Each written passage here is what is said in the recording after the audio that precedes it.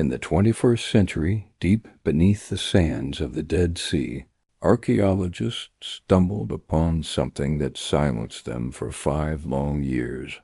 Scrolls dating back to the 1st century A.D., containing translations of biblical texts that were nothing like what we thought we knew. Imagine this. All your life you've read words about divine peace, comfort for the righteous, and end to suffering. And then, one day, you open an ancient manuscript and see very different words. Words about war, about blood, about a deception lasting millennia. Professor Jonathan Miller, a biblical scholar from Jerusalem University, was the first to hold these scrolls in his hands. To his colleagues he confessed, "This changes everything. What we call prophecies of peace are, in fact, detailed instructions for war. But what if everything you believed about the divine plan was deliberately distorted? What if the very words that calmed billions for 2,000 years were in fact the clearest warnings of horrors still to come?" The ancient manuscripts spoke of the keeper of the codes, a mysterious figure who deliberately encrypted the true meaning of the prophecies. According to legend, he knew humanity was not ready for the truth about its own future. So he created a system of double meanings where every word of peace hid a warning of war. The first code ever deciphered was linked to Isaiah's prophecy about turning swords into plowshares. But in the original it read, "When swords become plowshares, the earth shall be filled with blood." It was not a promise of peace, it was a warning of a time when even peaceful tools would become weapons of destruction. Strangely, every great conflict in human history coincided with moments when the world spoke most loudly of peace. World War I began in the so-called Belle Epoch, an age celebrated as peaceful and prosperous. World War II erupted just after non-aggression pacts were signed. The Cold War began under the slogans of peaceful coexistence. And now, as we once again hear voices promising global peace, we must ask ourselves, are we approaching the fulfillment of the next encrypted prophecy? The keeper of the codes left behind not only altered scriptures, but also precise instructions for how to unlock their secrets. Among the oldest manuscripts, researchers found what they call the Table of Reflections, an ancient system in which every word carried a hidden meaning. Peace meant preparation for war. Calm meant gathering of strength. Blessing meant a curse upon enemies. Eternal kingdom meant the end of all kingdoms. This was not just a cipher, it was a philosophy of an inverted world, where every truth carried its own shadow. The most disturbing revelation was that these codes functioned not as predictions, but as instructions, as if someone had used sacred texts as an operational manual deliberately, making the prophecies come true. Take, for example, the prophecy, "A time will come when nations shall not lift a sword against each other." At first glance it sounds like peace, but in the coded version it read, "A time when war will be so total that the boundaries between nations will vanish." And indeed, 2 world wars erased traditional borders, reshaping conflict itself. The prophet of the desert, the unknown author of these codes, even foresaw the technologies of the future. Fire from the sky was nuclear weaponry. Voices that crossed distance described radio and television used as weapons of propaganda. Eyes that see everywhere foretold satellite surveillance. But the most terrifying prophecy spoke of a time the prophet called the Great Deception, an era when humanity would believe it had achieved final peace, only for the most brutal war in history to begin. According to researchers studying the cycles of history described in the codes, this period is meant to begin in our time, when globalization creates the illusion of unity and technology creates the illusion of control over the future. The shadow of the desert, a haunting figure recurring throughout the texts, warned, when they say peace and safety, then sudden destruction will come upon them. This phrase is repeated word for word in the New Testament, yet few know that in the original it appeared as an exact date and coordinates of a future catastrophe. The strangest thing about these ancient texts is that they described not only the past, but also the future with the precision of a surgeon's blade, as if someone had traveled through time, leaving signposts for generations to come. In a cave near Qumran, archaeologists discovered what they called the Map of Time, a stone tablet engraved with a chronology of world events from the birth of Christ to, and here the text breaks off. The final symbol does not depict the end of the world, but something far more unsettling, its transformation into something unrecognizable. The figure known in the texts as the narrator-keeper left behind detailed descriptions of what he had seen in the mirrors of time. Astonishingly, his visions aligned perfectly with the events of the 20th and 21st centuries.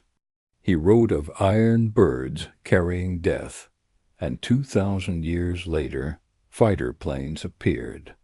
Of talking boxes in every home, and television was born. Of a web connecting all people, and the internet emerged. But most frightening were his visions of the wars to come. A war without armies, he wrote, a battle without borders, an enemy that cannot be seen, but sees everything, a weapon that strikes not the body but the soul. This reads like a description of modern information warfare, psychological operations, cyber attacks. Yet the most chilling prophecy was his description of the final symphony. That was the name he gave humanity's last war. It will begin when mankind believes it has mastered nature, when it creates an artificial mind greater than its own, when it builds cities in the clouds and underground, and then it will realize that all this has happened before, and each time it ended in defeat. The martyr of the last days, another figure from the ancient texts, described visions of future generations. They will believe they live in an age of peace, but in truth they will live inside a war. It will surround them like air, invisible and ever-present. They will fight for attention, for information, for the right to define reality. And his darkest warning, the day when mankind can no longer tell truth from lies, will be the day the last battle begins. Not between nations, not between armies, but between competing versions of reality itself. Are we already living in that day? In the deepest layers of the decoded texts, researchers found a description of a figure, the keeper of codes, called the King of the Last Days. Not the Antichrist, as many might think, but something far more complex and dangerous. A leader who brings peace at the cost of freedom. This king will not seize power by force. He will be given power willingly by billions of people who will beg him to rule. When chaos reaches its peak, wrote the prophet of the desert, people will gladly surrender freedom to the one who promises order. The most terrifying part is that this ruler truly will bring peace. Wars will end, crime will vanish. Justice will be established, but it will be the peace of a graveyard, the silence that falls after the last voice of dissent is gone. The ancient texts describe his methods with chilling precision. He will not destroy the dissenters. He will make dissent impossible. He will create a system where even the thought of resistance causes pain. A chip in the mind, the keeper of codes wrote, that turns every human being into part of one network. A symbolic child, appearing in many visions, represents the last generation born free. The child grows up in a world where parents still remember what it meant to have their own thoughts, but can no longer pass this ability on. A generation without dreams, the prophet called them. The most disturbing part of these prophecies is how gradually it all unfolds, unnoticed. At first for safety, then for efficiency, finally for happiness. Each step will seem logical, reasonable, inevitable. The shadow of the desert warned of the great choice, a moment when humanity must decide. Preserve chaotic freedom or accept harmonious slavery. And they will choose slavery, she prophesied, because freedom is too heavy for those who have forgotten how to think. The watcher angel, the most mysterious of all ancient figures, described this process as the final temptation of mankind. Not the temptation of evil, but of absolute good. A world without suffering, without injustice, without uncertainty, a world where every human will be happy, but no one truly alive. When the king of false peace comes, he wrote, people will not realize what they have lost. For how can you miss what you are forbidden to even remember? And the most terrifying question left by these ancient texts, what if it has already begun? The voice from the ruins, that is how the unknown author signed his most secret messages, found deep within the caves. He wrote of a war unlike anything in human history, a war not for land or resources, but for the right to decide what is real and what is not. The final battle, he prophesied, will not be fought on battlefields, but in the minds of people. Victory will belong to the one who convinces the majority that his version of reality is the only truth. In our own century, as information wars overtake traditional conflicts, these words echo as prophecy fulfilled before our eyes. The most terrifying prediction concerned the fracture of truth, a time when people would live in completely different realities without even knowing it.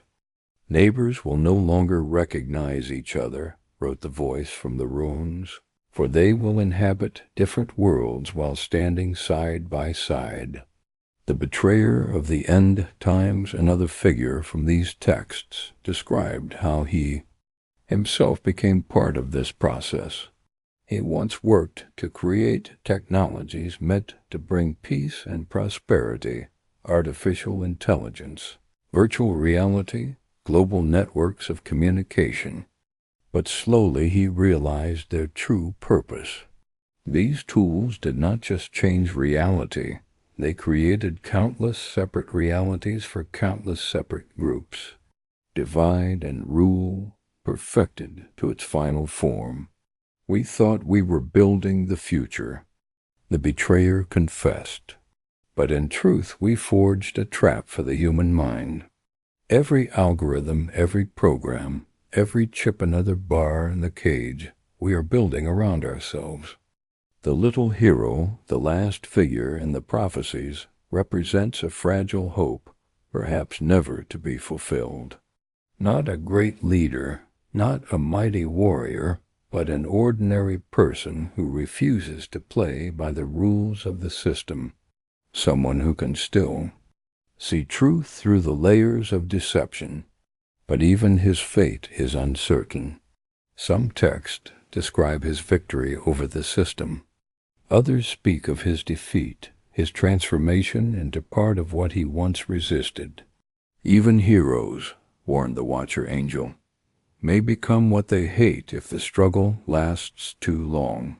The strangest part of these prophecies is the description of the moment when humanity finally understands what has happened.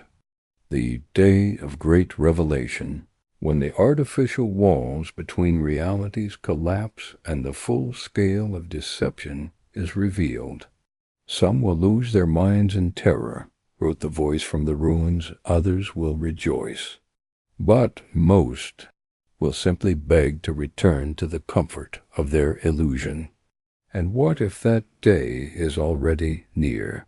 What if the signs around us are the beginning of the end of the only reality we know?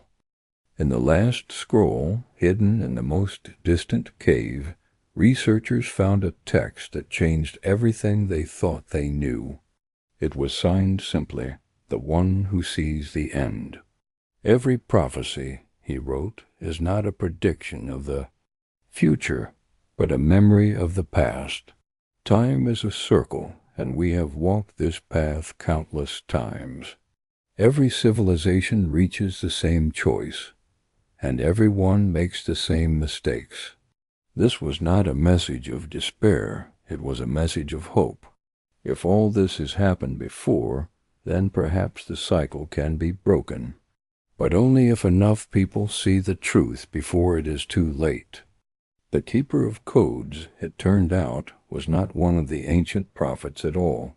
He was someone who had come from the future to warn the past.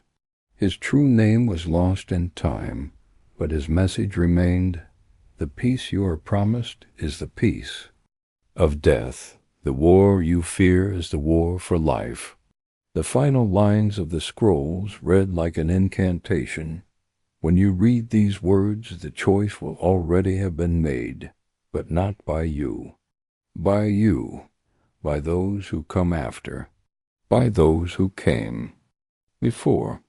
There is no time, only choice, and it is always the same. The symbolic child, seen in many visions, is not an image of the future, but a reflection of each of us in the moment we first face the truth, the moment when innocence collides with the horror of understanding. The shadow of the desert is not an ominous figure, but the part of us that refuses to see what is plain before our eyes. The Watcher Angel is the voice of conscience, the voice that whispers in the critical moments of life, "You know the truth. What will you do with it?" The last question left by the ancient texts has no single answer. Or perhaps it has every answer at once. When the final day comes, when you must choose between the comforting lie and the painful truth, what will you choose? Perhaps that day has already arrived. Perhaps it is still to come. Or perhaps it is happening now, hidden in the noise of daily life.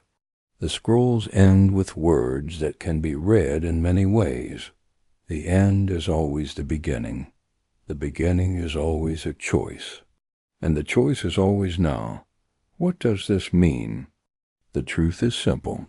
The greatest code left by the prophets is not about predicting the future, but about reminding us that the future is ours to create every day, with every choice, with every thought, and as long as we can think, as long as we can doubt, as long as we can seek truth, we have not yet lost. Even if the truth proves darker than the deepest prophecy, or brighter than the boldest hope. Are you ready to discover your role in this ancient game between truth and deception? The answer may be closer than you think.